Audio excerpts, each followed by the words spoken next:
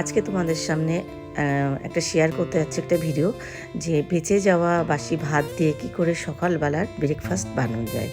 তো সবার ফার্স্টে দিয়ে দিলাম কড়াইতে সর্ষের তেল, তারপরে দিয়ে দিলাম দুটো ডিম, ডিমের মধ্যে দিয়ে দিলাম বেশ কিছুটা গোলমরিচের গুঁড়ো আর লবণ, দিয়ে সুন্দর করে কিন্তু একটা ভুজিয়া রেডি করে নেবো।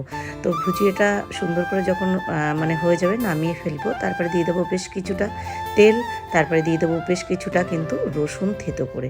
তো যাই হোক, রসুনের কিন্তু একটা ফ্লেভার আসবে খুব সুন্দর, তো সেই কারণে আর কি রসুনটা দিয়া। তারপরে দিয়ে দিলাম কটা ওই শুকনো লঙ্কা, দিয়ে শুকনো লঙ্কাটা যখন লাল লাল হয়ে যাবে তারপরে দিয়ে দেবো কিন্তু বেশ কিছুটা কুচানো পেঁয়াজ। তো কুচানো পেঁয়াজটা দিয়ে দেওয়ার পরে তারপরে দিয়ে দেবো আমি কিছুটা মানে কাঁচা লঙ্কা কুচি কুচি করে কেটে।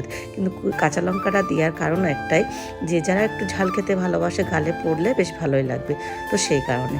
তারপরে যখন বেশ লাল লাল করে মানে হয়ে আসবে তারপরে দিয়ে দেবো আদা কুচি কুচি করা আর টমেটো।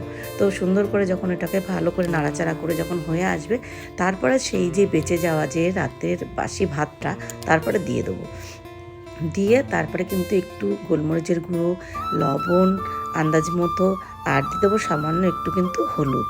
তো দিয়ে সুন্দর করে নাড়াচাড়া করতে করতে যখন বেশ কিছুক্ষণ নাড়াচাড়া করার পরে তারপরে দিয়ে দেবো সেই যে ডিমের ভুজিয়াটা করে রেখেছিলাম সেটা দিয়ে দেবো, আর দিয়ে দেবো বেশ কিছুটা ধনেপাতা, দিয়ে সুন্দর করে আবার কিন্তু নাড়াচাড়া করে তারপরে কিন্তু এবার কিন্তু রেডি হয়ে গেছে। তো এইবার হচ্ছে সকালবেলার ব্রেকফাস্টটা সবার জন্য রেডি। তো সবাইকে এবার সার্ভ করে দেবো। তো তোমাদের কেমন লাগলো আজকের আমার এই ব্রেকফাস্টটা, তো অবশ্যই কমেন্ট করে জানিও। ভালো লাগলে সবাই একটা লাইক কমেন্ট শেয়ার করো। তো আজকের মতন টাটা। তোমাদের ভালো লাগলে অবশ্যই একটা লাইক করো, আর তোমরা কিন্তু অবশ্যই ট্রাই করে দেখো, তোমাদেরও ভীষণ ভালো লাগবে। তো ফেলে দিয়ে কোনো লাভ নেই।